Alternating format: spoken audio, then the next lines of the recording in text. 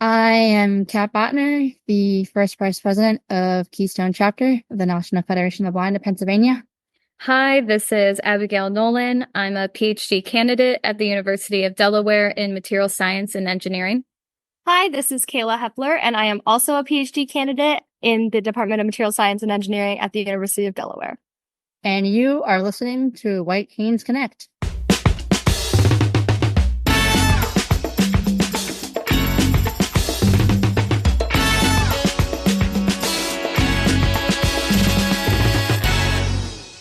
Hey there, PA Federationists. Welcome to another episode of White Canes Connect, presented by the National Federation of the Blind of Pennsylvania. My name is David Goldstein. I am joined by co-host and White Canes Connect creator, Lisa Bryant. Lisa, how are you today? I am great, and we have a absolutely fascinating topic to talk about. We really do, and I have to be honest, when we were brought this idea for a program, I thought, okay, you say STEM and my eyes glaze over.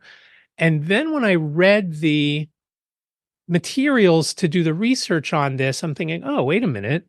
And then even better, when we had our guests on, they just first of all, they made it so we could understand it, because I'm not the smartest one, Lisa. I'm not going to speak for you. But I am not the smartest one. As you said to me, you understood it, I understood it. And if I could understand it, then you will understand it out there. And it's just a fascinating idea. And I just hope it continues and they can, as they say, bring it to market somehow. Yeah. I am not that smart either, David. I thank you for your confidence in me, but I am right there with you. I thought, oh my gosh, how do we talk about this? But Kayla and Abigail, not only did like you said, they broke it down so well, made it so simple and accessible, for lack of a better word, but really enjoyed the conversation around tactile technology or tactile aids, and really love their passion. They really like exploring this, and that really comes across. You'll notice in the interview how excited they are to talk about it. And it just makes you want to say, hey, I want to participate in this. And if you do, we'll give you on the other side. We'll talk to you about contacting Kat. And Kat, thank you for bringing this to us so we can get the word out and also learn about it ourselves. So speaking of learning about it, let's take a listen.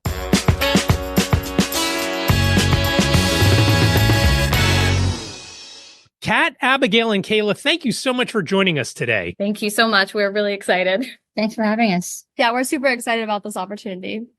This is a fascinating topic. Kat Bottner, first of all, thank you for bringing this to our attention and your follow-up. Why don't you tell us how you even came to know about, and what's the best terminology for it? Is it the Tactile Technology Project? I would say tactile aids, because that's essentially what we're trying to achieve. Okay. So this project came about by an email through a contact that I know who used to work for the University of Delaware. And she needed me to reach out to Professor Dong, who is the assistant professor who also was on the team with us. And he needed some assistance with writing a supporting grant letter for this tactile aid grant. And I'm thinking, first of all, oh, okay, it's just a phone call. I'll see what he wants. It's probably just a phone call and I'll go about my merry way. Wrong. We need you to write this letter, and once we get the grant, you're going to be hired on as a consultant. So I mulled that over for a few days, and I'm like, what am I getting myself into?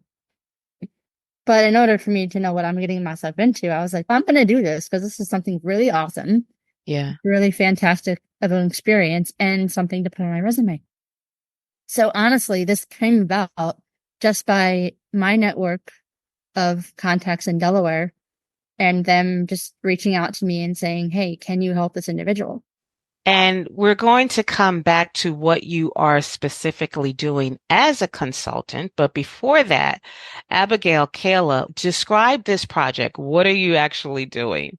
So we are working at the University of Delaware in the material science and engineering department.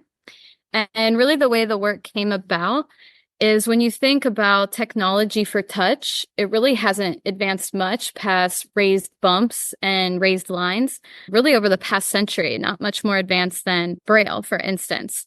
And so there's really little innovation to provide spatial information with tactile aids. And speaking of spatial information, this would be like STEM graphs, art, wayfinding, maps. And so a lot of these things still remain inaccessible, as well as priced at really high prices. So our work was, what if there's other ways to create tactile stimuli? And so we think of like material scientists. We know that roughness can change the feel of a surface, but also the chemistry of that surface will influence touch. So an example I like to think about is a dinner plate. If you have this clean dinner plate versus a dinner plate coated with olive oil, it's going to have this different feel, but we didn't really impart any roughness or bumps. So we're hoping with our materials, we can better understand human touch, as well as maybe introduce a new way to create tactile stimuli in tactile aids. And this started, it's obviously it's ongoing research. It started when, what part of this research, or like, where are you now in the project? Sure. So I think it started back. So the person that reached out to Kat is actually Abby and I's boss, you could say. His name is Dr. Charles Dong. And I think he started doing some touch correlated projects during his postdoc time. I believe he was in California.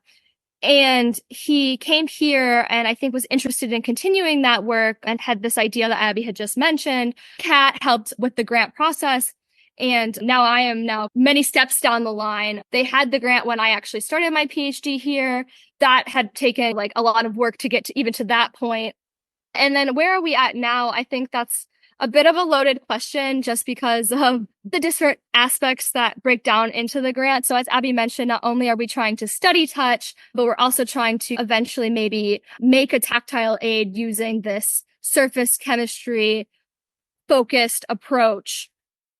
And so I think we have made progress on both fronts. And how we've made that progress is that each kind of person in the lab gets a specific area that we refer to as like their project or projects. And it gets broken down to people studying materials, people studying how touch works, people trying to make tactile aids using what other people in our lab have already grown to know. And yeah, like I said, we're at like different stages in all of those sub areas of the research, but we hope to, by the end of the grant, or if the grant were to get renewed, make substantial progress in this area.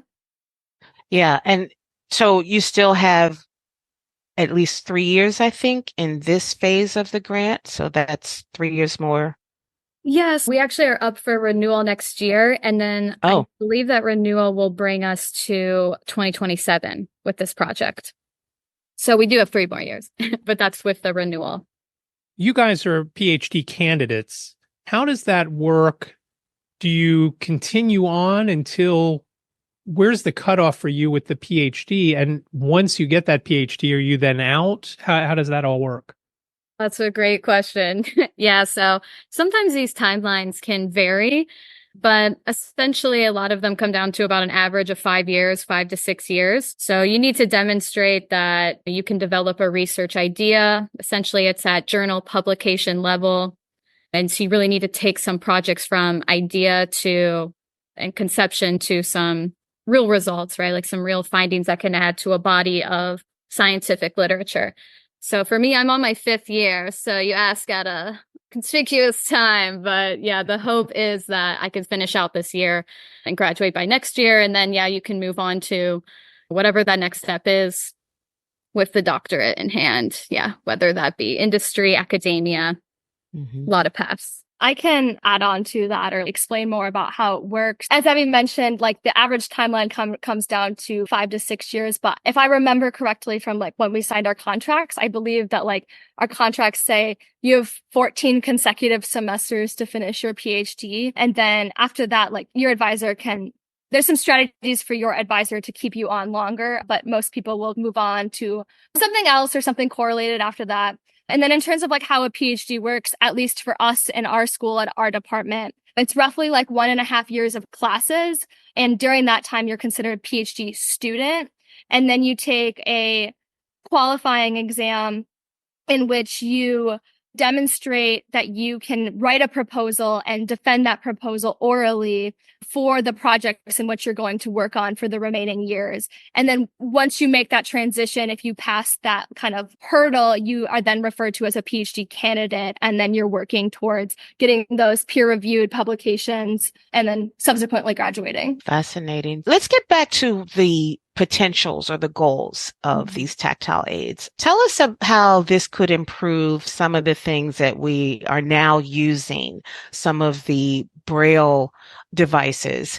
I think I read that there's potential to the at-home COVID test results. That could be very different should this be successfully, I don't know if pulled off is a very scientific way of saying it, but if you achieve your goals. So talk about some of the potentials of this. Yeah, the at-home diagnostics, I think, is a really cool one. But so the two big ones, I would say, so one being this sort of current limitation of when you have so many bumps on the finger, it creates like a tactile clutter.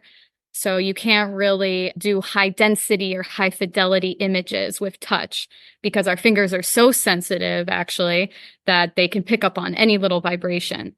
So it's hard to, with bumps, to essentially make these sort of high def images. And our thought is if we had this different way of creating stimuli with the chemistry, can we actually expand the density of information, as the resolution, because we're not adding as much tactile clutter on the finger. So this is definitely still in the works. And this is what this essentially where we're at with the grant now is, can we use these in a hybrid tactile aid to make some information that's inaccessible now accessible with these coatings?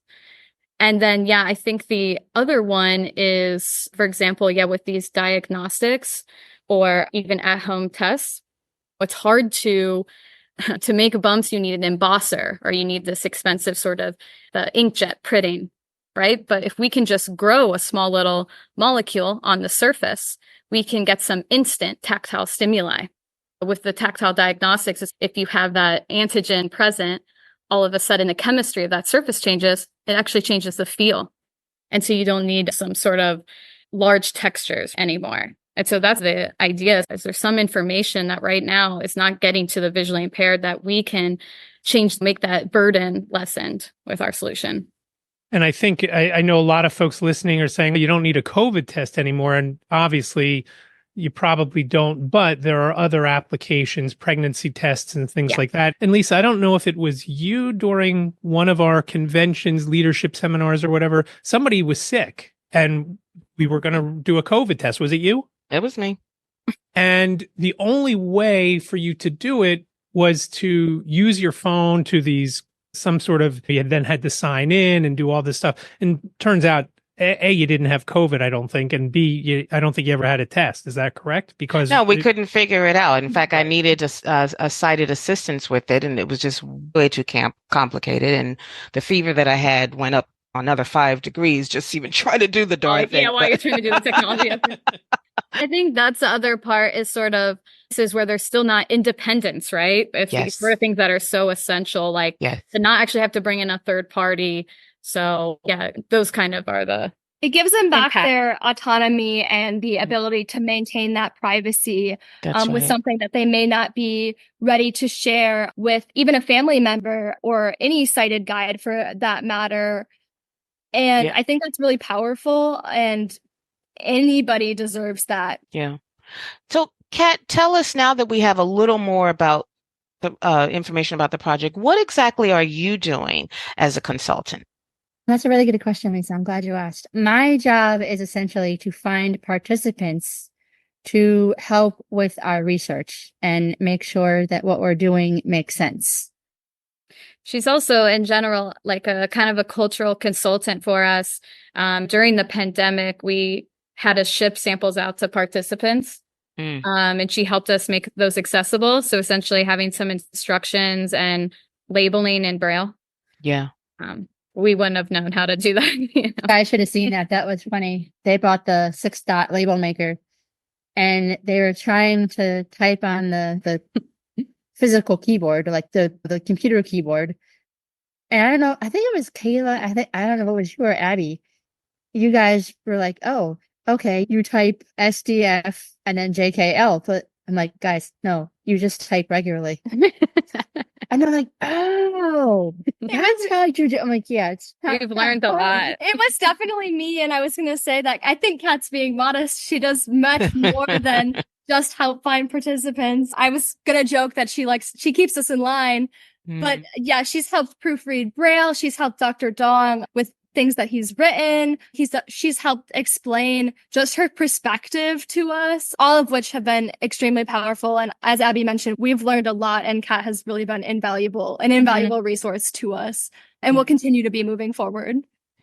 And going back again to some of the potential, so how can this improve some of the devices like the Braille displays? I just want to add really quick, by no means, I know this is probably already obvious, but we're not reinventing Braille by any means or trying to improve something of that nature whatsoever. It's sort of these things that, these static, but potentially some dynamic devices, but mostly static where they're really not functionally usable right now. But I guess for the Braille, maybe I can say as an example, it'd be more like a Braille reader works, right? It's used a lot, but could people more quickly find that key if it was guided by some chemical coding, right? So over that key, there has a certain slip to it or a certain stickiness to it that it's quicker to find, right? And more efficient to find and more useful in that way. But I do think these have better usability in thinking about spatial information, like a map per se, right? Or these sort of things that functionally just aren't that helpful at the moment. I was going to give a few examples maybe. So say you're in math class and the plot has 3 different lines. Maybe currently one of them is dashed, one of them is dots, and then one of them is dash dots. But if you add really any more to that with your finger, you're not really going to be able to then tell which line is which and where the line goes. Differentially, if you were maybe playing the board game like Chutes and Ladders, what if you could make the ladders feel like one thing and the slides feel like another? These are all spatial information that visually you can really have dynamic intake quickly. But with your finger, you're limited by how much you can put in one space and also how quickly you can interpret what is there. So can we at all make that better? Is the potential there for using something on a touch screen that won't affect the sight of the touch screen, but then would make it usable to somebody who's blind or visually impaired? Right now, a touch screen I know Kat and I, and maybe even for you too, Lisa, a touch screen is useless because we can't see what's on there. And is the potential there for that to be a thing? The potential is there. I will say where we're at technology-wise, we're very far from being in a smartphone. But that would be the coolest end goal, right? But that might be, that's technology dependent, material science dependent. Okay. But I do think in the meantime, one thing we've talked about is a lot of our electronics do have small coatings on them. The glass is coated with these small molecules. Could these be used on a surface? They may not be dynamic, but almost, for instance, appliances like an oven that now is a smartphone and you set up we're all moving towards that direction, right? Like your Bluetooth controls your oven. Could we almost at least have a different coating over the start button, right? So you can at least make sure the oven's on, get some stimuli from these flat screens. I think that is more potential. It's just making that dynamic is limited by the science. And I know a lot of those who are visually impaired use bump dots for that sort of purpose. But what if you didn't have to use it? What if you didn't have to buy and place bump dots? What if everything just felt distinct from one another? The start button's going to feel like this on your oven. The start button then feels like that on your microwave. Not that bump dots are not incredibly valuable and useful. And I know everybody likes to place their bump dots differently. But yeah, it's just one thing that can we raise awareness of this issue that bump dots are heavily relied on, and maybe there's an alternative. the bump dots are certainly helpful, but they're not ideal. And that my phone, I'm not worried about because my phone talks to me. My microwave doesn't talk to me. We just got a new dishwasher that has an app, but it's not 100%. You can't go into the app and say, okay, do this cycle and do that cycle and start now. You can do some other things. But again, like you say, the microwave, to put bump dots on, and the other problem with bump dots, you have to, was this bump dot for start or was that for 30 seconds or whatever it might be? So to have something like that would just be outstanding. Continuing with the example of the bump dots, I'm thinking of the bump dots. And David's right, you can't use but so many because you forget which one is which. So I only have 2 that I use on my oven because these are pretty much the same buttons I use all the time anyway. After a while, from wiping down the oven all the time, they've slipped off and I've had to replace them. So when it comes to creating a coating, I'm thinking that you also have to factor in how does this remain, what's the right word, alive, durable. active? That's our next grant. So that's why I know I had that word ready. Okay. So that's the thing with all of this has been academic research, right? So it's been super fundamental. Are there even these new ways to create touch? Essentially, that's what we found with the grant so far. Like we don't even need to change the roughness to make surfaces distinctive. And that's really the coolest finding of it all so far. Now, the second part is, can it work with bumps to, do more, right? Can you get even more information with these two things together, and such as with patterns? But wait, I just lost my train of thought of what you got me all excited. Okay. The chemical lasting being durable. So these have not been optimized for durability. Like we call it surface fouling. So someone's oils get on the surface, right? That change its feel. But essentially, we would need another grant to essentially explore materials that are already, there's so many coatings around us. They're on all our products at home, all these things we use. Could these sort of be altered to also create tactile stimuli? And they've already been designed for durability, so many uses. So we totally think that we can address that with durability. And we think they'd be more durable than an adhesive bump dot you stick on. So Kat, have there been any, is prototype an appropriate word? Have you tested anything out so far? We don't really have a tactile aid yet. Like I said, we're not. Nothing's been created yet. But one of the tests that we do with participants is called the odd man out test, which is essentially a series of 5 tests, which is a circular petri dish. And then you have 3 slabs that are actually attached to the petri dish.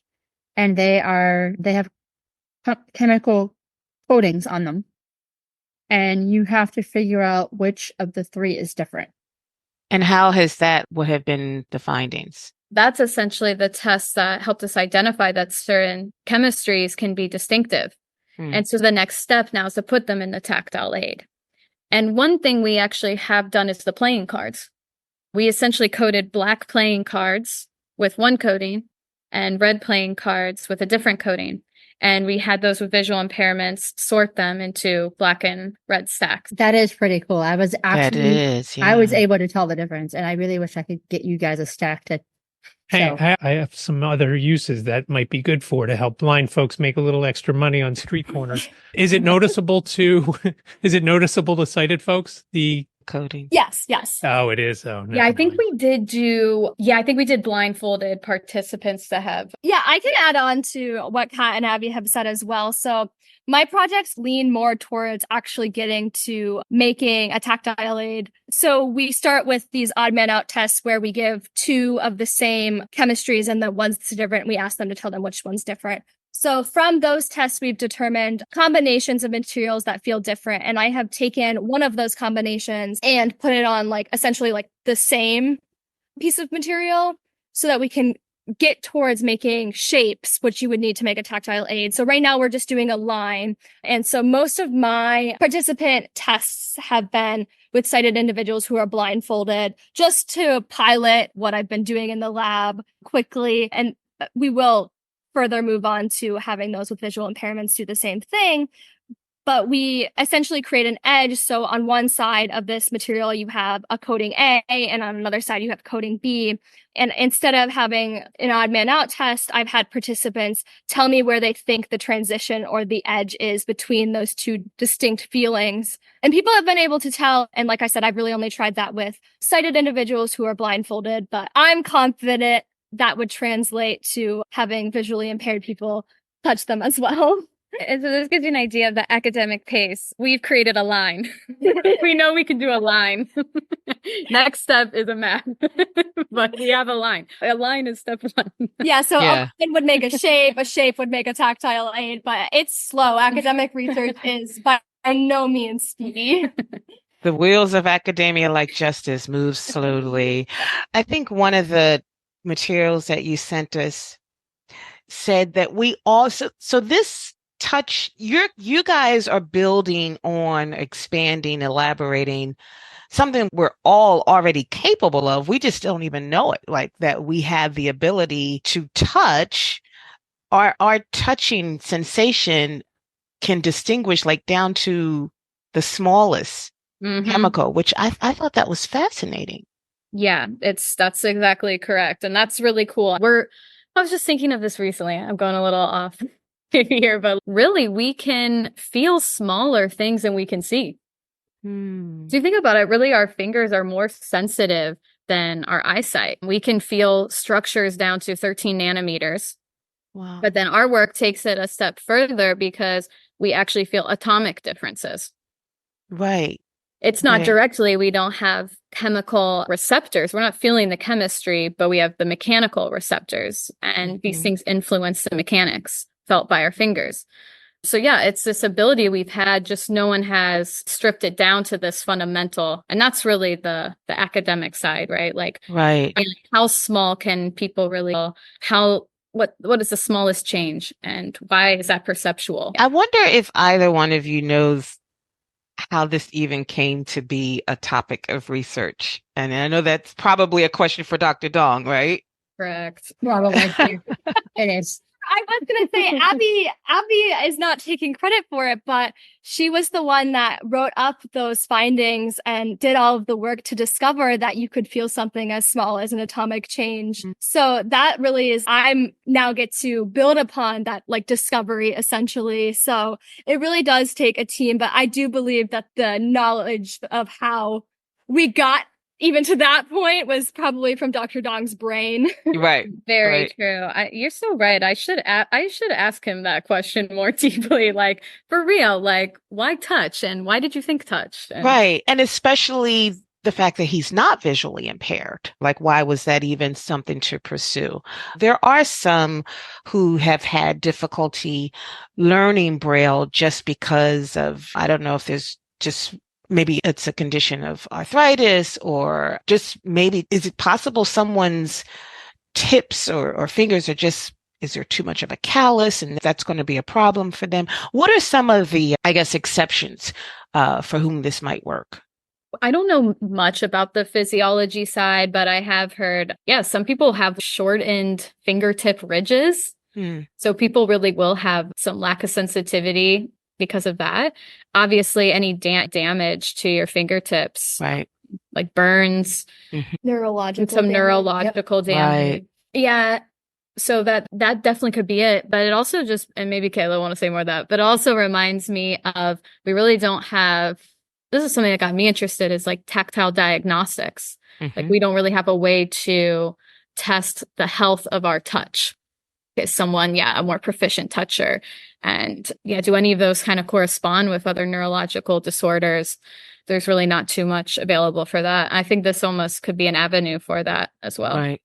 I was going to maybe speak to the other half of your question regarding who could benefit from this. But I believe it was Kat that told me, or maybe one of the participants that Kat had brought in, was saying that less and less people are becoming Braille literate or learning Braille due to the technological advances with things like the tablets and smartphones.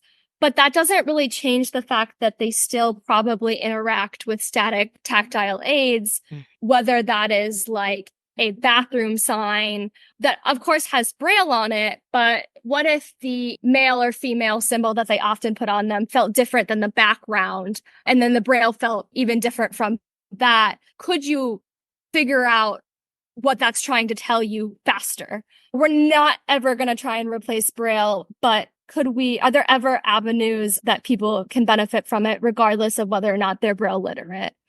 Like playing a board game or signage.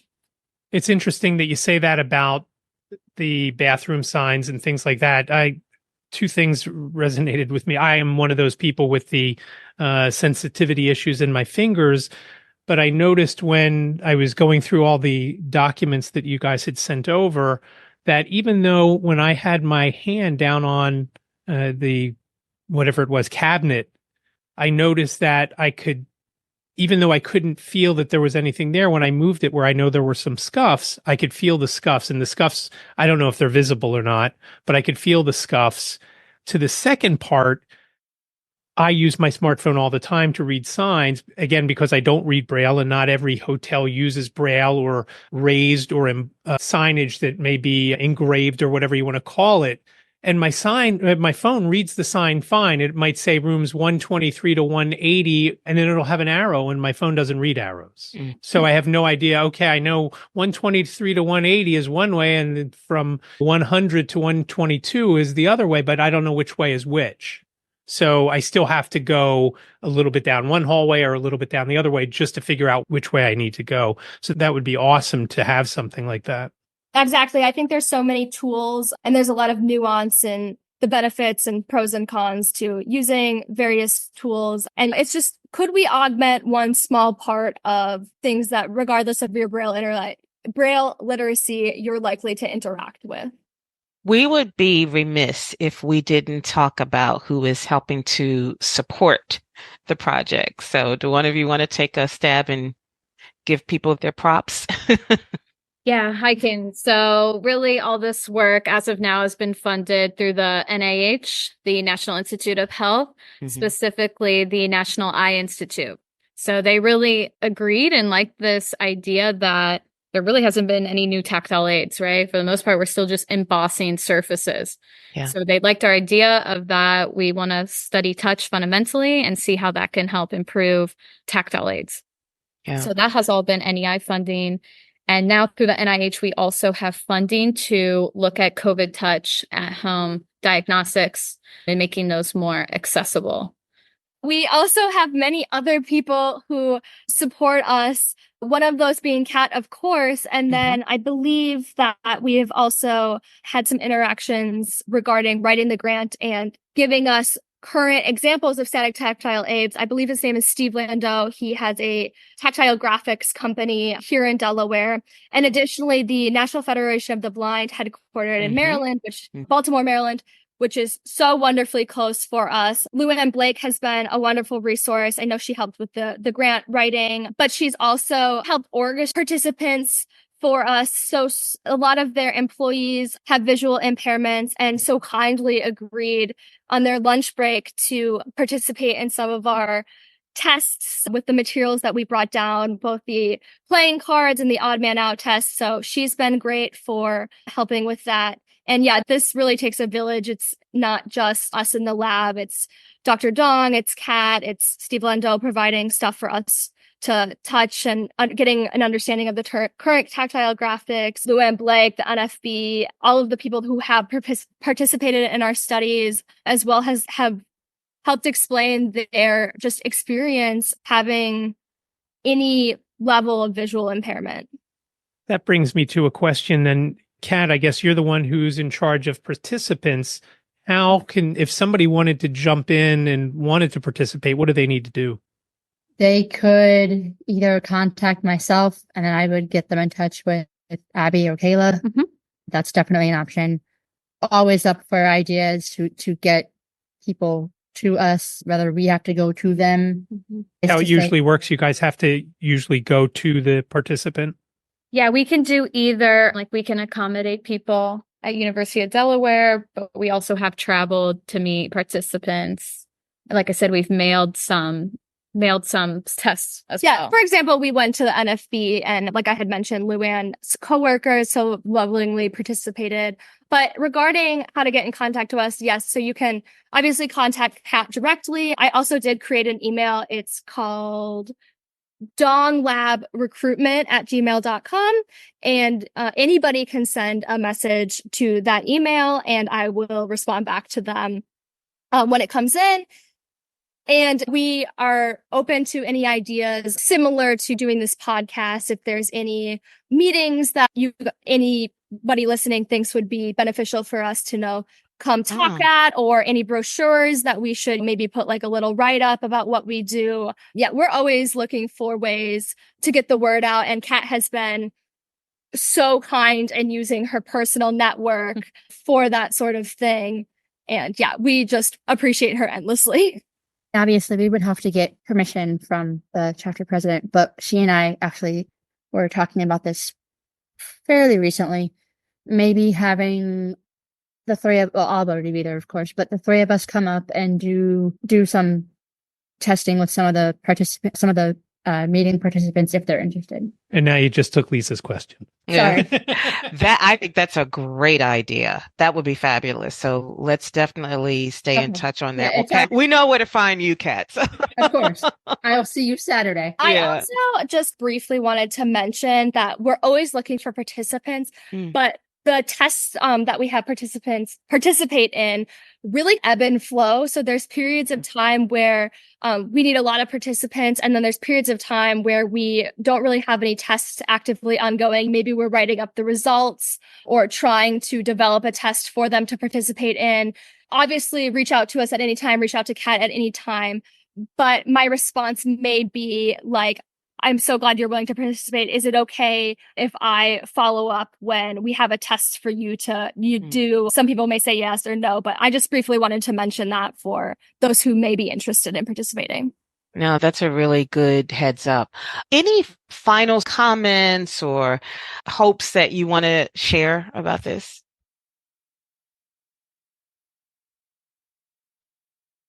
Yeah. And don't talk over one another. I know. I'm like, what do you need to know? Have we said enough? If you have, that's fine. If there was something in closing that you wanted to just say about being involved in the project and what you're looking forward to. One thing I was going to mention is when you brought up like the durability of the chemical coatings, we are trying to see if this has some startup or commercialization potential. A lot of times these work stays in academia and it doesn't really amount to any useful, like directly impactful things. So we are seeing if there's a way to get this out of the lab. So writing these more translational grants. So the NIH, for instance, does give out these seed grants for startups. And so there we could really focus on materials for durability and actually get these out used on products. I would just like to, and you can pass this on, any of you, to Dr. Dawn. I'd like to commend him for involving Kat, someone who is going to be a potential real user of this. Kat, do you know how he found you?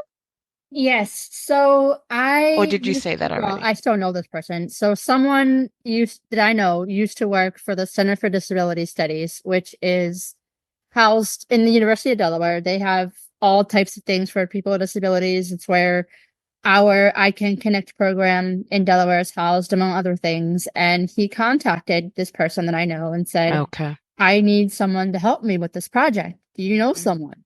Karen Latimer shot it my way, and I'm thinking, oh dear, what do you need?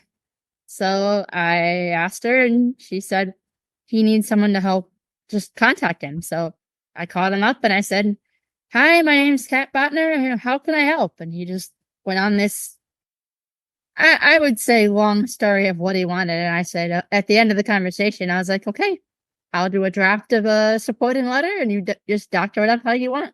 To Lisa, to your point, that is something that Dong is very passionate about, is making sure that the way that we are speaking about this research is appropriate, that those who would be benefiting are the ones that are testing and giving feedback. I have read many papers that say there's people researching ways to improve tactile aids or tactile devices, but they never tested on those who were actually visually impaired.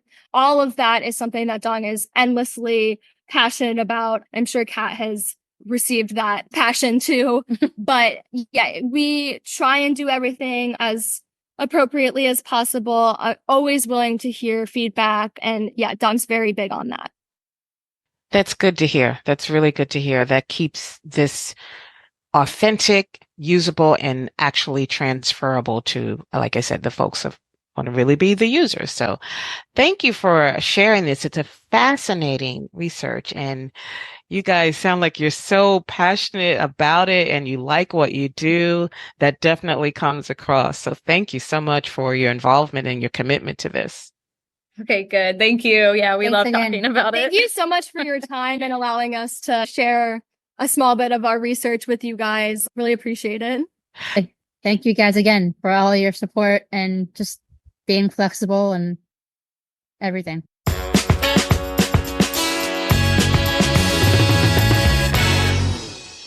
Thanks again to Kat, Kayla, and Abigail for giving us all the information on what they're working on down there at the University of Delaware. And it's a very cool idea, Lisa. It really is. And it sounds like there's so much potential in really exploring how you know what I really like, that I think it was Abigail that said there's more information we can pick up through touch than we can visually. And I think that's especially true for us. Well, I mean, I think it levels a playing field too, because if the rest of the gang comes along with the sighted world and we're all, using other senses and not just solely relying on the visual aids, I mean, I just think that makes this kind of research even that much more universal. Right. And especially with thinking about the microwave oven, which my microwave oven here at our house, my wife always says, well, if you put a bump dot there, how am I going to know what that button is? I said, okay, well then put it to the side or something. If there could be something where I can tell the difference of what it is, not that we use the microwave all that often, but if you can put something there where it's still visible and both the sighted folks can use it and the folks who are not sighted can use it without burning down the house or doing anything other crazy things, it would be so welcomed with not just the microwave, with stoves, with dishwashers, whatever, laundry, washer and dryers, anything. It just could be huge.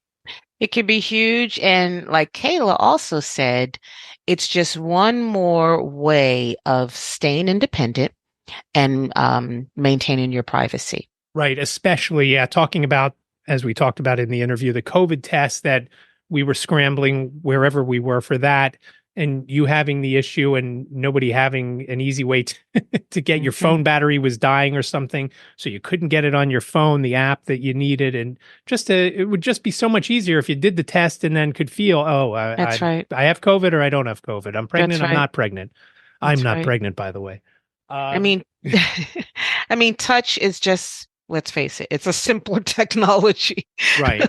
Right. Even for me, with, as I mentioned in the interview also, that I can feel just minor scratches on a table, but, for whatever reason, Braille, I just can't do. And sometimes holding my phone, I just can't do sometimes. So it would just be very welcomed, I think, for, at first, the blind community, but eventually for everyone, because that's usually how things work out. Thanks again to Kat, to Abigail, to Kayla, and hopefully we can have that in-person demonstration we talked about. And we will certainly report back here if we are able to do something at one of our Keystone meetings, which it sounds like may be in the works.